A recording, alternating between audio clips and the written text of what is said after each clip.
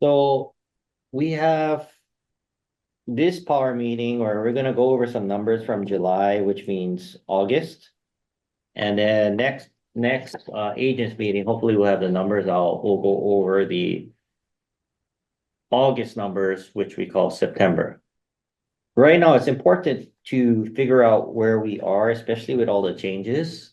Now that buyers are potentially having to pay the buyer commission, the expectation has become great, and your value requirement has become very high, and people aren't settling for your average realtor. They're not settling for, your brother's cousin anymore. There's a presentation, and what I've been seeing in this new market, not that much different from the listing market in the past, but now in the buyer's market, buyers are starting to shop realtors, right? They're looking online reviews, they're looking at online presence, they're looking at Zillow, on past history, but the point is that they're doing their research all the way down to Facebook and social media, and what you're putting out there kind of gives them a resume whether to even call you or not. And then if you make it to the call, then there's an interview versus, hey, let's go, right? It's not as easy as it was before. The expectation is very high that we have to hit. The bar has been raised.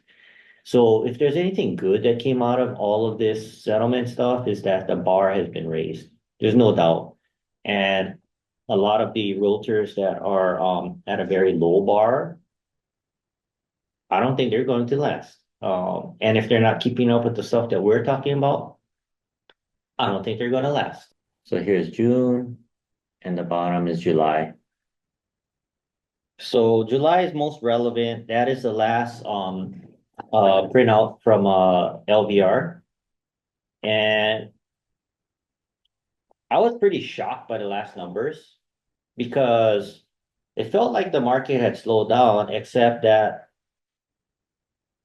units sold has gone up by like 50 properties. So the amount of closings that we're doing has increased.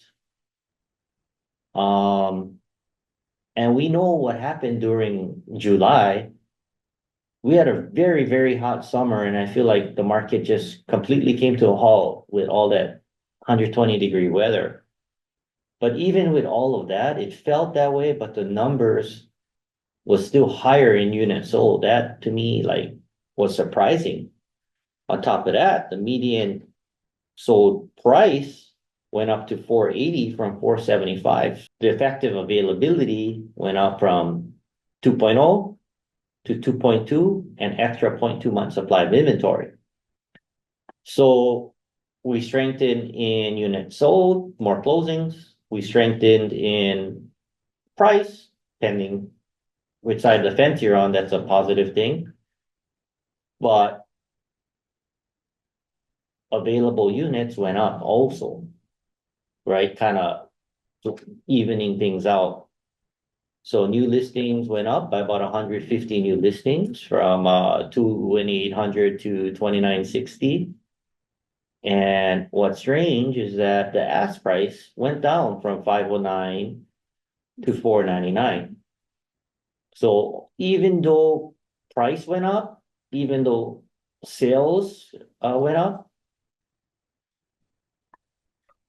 ask price went down and availability went up.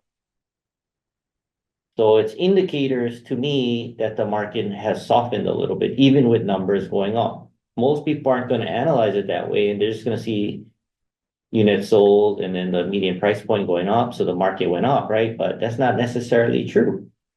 One huge thing that I saw in the news, I shared it through the review journal. If you guys even look at our social media, that the news shared that, or review journal shared that, we are number one in investment states in the entire nation. So more people are investing in Southern Nevada than anywhere else in the entire nation. And by using data alone and sharing that with your investors, just says that there's consumer confidence in Las Vegas, versus you telling them, yeah, Vegas is a good buy, right? If we're number one in the nation, there's a reason for it. Then we can get into stats and all that, but there's a big difference between, hey, everyone's doing it around the United States versus, hey, I think Vegas is the best, right? And what that means to me is that I think there's going to be some price adjusting in the downwards trend until interest rates dip, and I think they will dip, and then it'll go spike right back up. That is my personal opinion. You guys should have your own opinion on this. And my opinion is based on the trend that we're following, the flattening of the last 2 months, and then the fact that I think interest rates are going to dip. So again, I think we're going to see the results next month of a slower market. I do think interest rates will dip and it'll spike the market back up with buyers starting to jump back in there and take down inventory. And as inventory gets lower, what happens to prices? They go up, right? So that is just my personal opinion. You guys should have your own based on what's in front of you. And then on top of the data, you should incorporate data with experience, right? What are you seeing in the field? And a lot of that is um, just a feeling, and you can't put it on paper. And when I say I have a feeling that the market is going to flatten a little bit, it's a feeling. It's a feeling that I can't tell you exactly. I can't back it exactly with all the numbers, but just what I'm seeing on the pavement and people I've been talking to and all that, in general, and then talking to new builders as well, I think that's happening. There ain't that much new builds out there, guys. Review Journal put out an article a few months ago that we only have 8 years left of land, and that's it, unless Bureau of Land Management releases more. So that's another huge statement that I would put out to the world.